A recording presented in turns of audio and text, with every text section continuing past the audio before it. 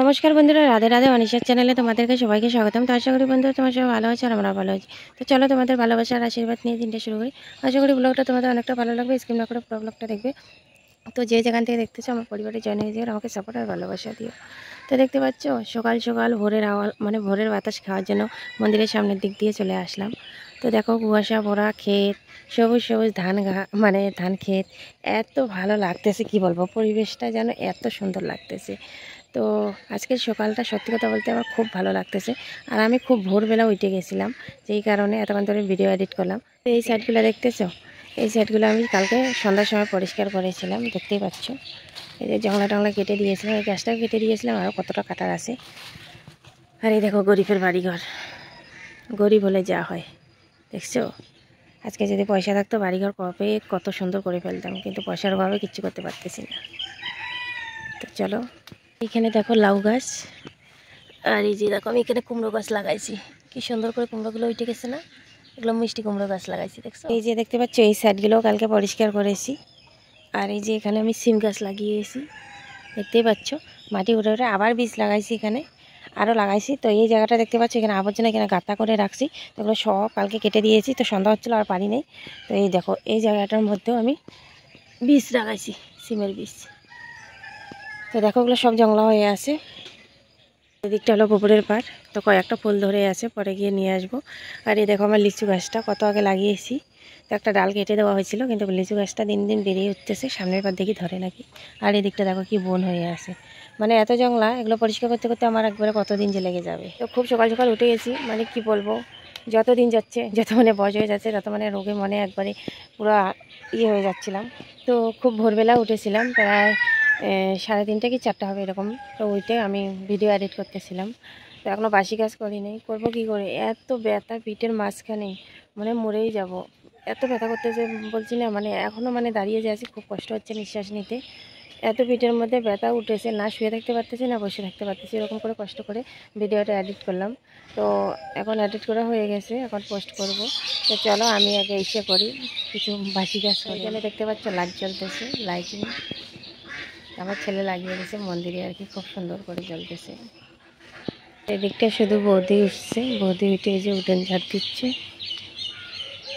তো দেখো এদিকে এখনো কেউ ওঠে নাই, এই যে একটা কুত্তা উঠছে।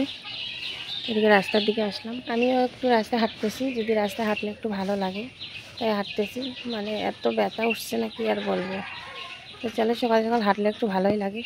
তো বাড়ি থেকে চলে যাই, সবাই বাসি কাজ করে নিচ্ছে, আমিও করি, কখন আর করবো। আর মেয়েটা ঘুমাচ্ছে, ও ঘুমাতে ঘুমাতে যদি তাড়াতাড়ি কাজগুলো করে পূজা দিতে পারি। তো চলো বাড়ি যাই। তুমি কোথায় উঠছো? এটা কার গাড়ি? তোমার গাড়িটা কই? তো দেখো ওর নিজের গাড়ি রায় গিয়ে এখন ওর বুনুর গাড়ি নিয়ে আসে, আমার কাকাতো ভাইয়ের মেয়ের গাড়ি। তো দেখতে পাচ্ছ, তো বন্ধুরা দেখতেই পাচ্ছ এখানে থাল বাসন, এগুলো এখন আমি মাজবো। আর দেখো মেয়ে খুন্তি নিয়ে এদিকে লাড়াচাড়া করতেছে। তো চলো দেখতে থাকো।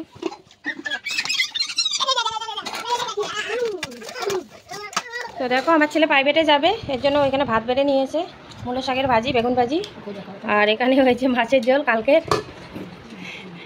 চলো বন্ধুরা ব্রেড নিয়ে আসলো আমার ছেলে, তো এখন একটু শিখে দিব। আমার শিখে না খেলে না ভালো লাগে না, এরকম লাগে। তাওয়া বসাইছি অনেকক্ষণে, তাওয়া বসাই দিয়ে আমি এখানে শর্ট ভিডিও করতে পারছিলাম। তো আমি না কি বলো তো, এখন না শরীরটা যেমন আমার ভার হয়ে গেছে, আমি সেরকম করে নাচতেই পারি না, খুব প্রবলেম হয়ে যায়, অনেক কষ্ট হয় আমার নাচতে। আর এখন নাচ করলে আমার বুকে ব্যথা হয়ে যায়, তাও যেরকম করে পারি এরকম করে নাচি। সবথেকে বড় কথা কি বলো, নাচ দেবো, ট্রেনিং দিলে কিন্তু নাচ আমি শিখে দেবো, কিন্তু আমার নাচলে বুকে ব্যথা হয়ে যায়, কিছু কেন যে হয় আমি এই জিনিসটা বুঝি না। তো চলো আমি এখানে ব্রেডটা শিখে নিই, তারপরে আমি চা বানাবো, তারপরে খাবো। তো চলো তোমাদের সাথে শেয়ার করবো। তো দেখো বন্ধুরা আমার এগুলো সব কিছু রেডি করে নিলাম, এখানে দিচ্ছি চানা, মুড়ি, ব্রেড, চা। তো চলো দেখো আমাদের ফুলটুসি বৌদি ও আমাদের বাড়িতে আসলো, চা দিলাম, এই দেখো ফুলটুসি আমাদের খাচ্ছে, কেমন লাগতেছে গো ফুলটুসি। তো বন্ধুরা আমার স্নান হয়ে গেছে, এখন আমি পুজো দিতে যাবো। তো সকাল থেকে রাত থেকে তো 3টা থেকে অসুস্থ বলছিলাম, তার প্রচুর পরিমাণে ব্যথা হচ্ছিল আমার পিঠে, থাকতে পারতেছিলাম না। এখনই আমার দেওয়ার যে ডাক্তারি করে তোমাদের বলেছিলাম, তো এখন 1000 টাকার ওষুধ দিয়ে গেল। তো ওষুধ অল্প খাইলাম, তোমাদের সাথে শেয়ার করবো, আমি পূজাটা দিয়ে নিই। তো এত পরিমাণে ব্যথা, যেমন টিসুল কারো গায়ের মধ্যে এখন এরকম ব্যথা হয়, যেমন গাঁটতেছে এরকম এরকম একটা ব্যথা হচ্ছে, নিঃশ্বাস বন্ধ হয়ে যাচ্ছিল। তো ওষুধ খাইলে তো হবে না, তো ওই ওষুধটা নাকি বলে পুরো 4 সপ্তাহ খাইতে লাগবে, আমার খাইতে লাগবে।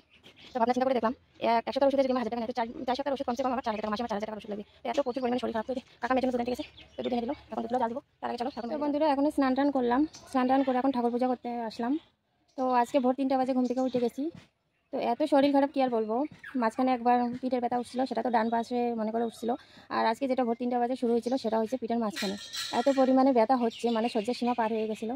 তো ব্যথা উঠলে আমার নিঃশ্বাস বন্ধ হয়ে যাচ্ছিলো, মানে এত কি আর বলবো। যেমন ত্রিশূল দিয়ে হানলে যেরকম হয়, এরকম সুচ দিয়ে কাউকে ফুটো করলে যেরকম ব্যথা হয় এরকম ব্যথা হচ্ছিলো, তার থেকেও বেশি হচ্ছিলো। তো এখন আমি পূজাটা দিব, তো চলো। আর পূজাটা যদি এখন না দিই আবার বরাবর রোদ উঠতেছে, এত প্রচুর পরিমাণে গরম দিচ্ছে। তো এই যে আমাদের কাকা মেয়ের জন্য দুধ এনে দিল, তো দুধটা গরম করব। তো তার আগে আমি আগে পূজাটা দিয়ে নিই। তো চলো, তোমরা সবাই ভালো থেকো, সুস্থ থেকো। আর আমাকে কমেন্টে জানাইও যে কী ওষুধ খেলে আমার এই রোগ যাবে। মানে এরকম যখন আমি মেয়ে ছিলাম এরকম কোনো রোগ ছিল না আমার। এখন মানে পরপর 3টা সন্তানের মা হয়ে গেছি, আর বয়স হয়ে যাচ্ছে, এই কারণে মানে আমার রোগ বেড়ে যাচ্ছে। তো চলো তোমরা সবাই ভালো দেখো। বন্ধুরা, এখানে ভাত বসে আমি পূজা দিতে গেছি, আর ভাতের ফেনা কি আরে উতরে, হরে কৃষ্ণ। তো ভাত মানে গলে গেছে। আর এখানে দেখো সিমের বিষ, এই সিমের বীজ অর্ধেক ছুলেছে অর্ধেক ছুলি নেই। আজকে সেরকম কিছু সবজি নেই, তো সিমের বীজ দিয়ে দেখি ডিম দিয়ে বানাবো। আর ভাত গলে গেছে, এখন ভাতের মার ওখানে পূজা দিয়ে আসলাম। দেখো ঘাইমে টাইমে শেষ হয়ে গেছি, তোমরা দেখতে পাচ্ছ কি জানি না।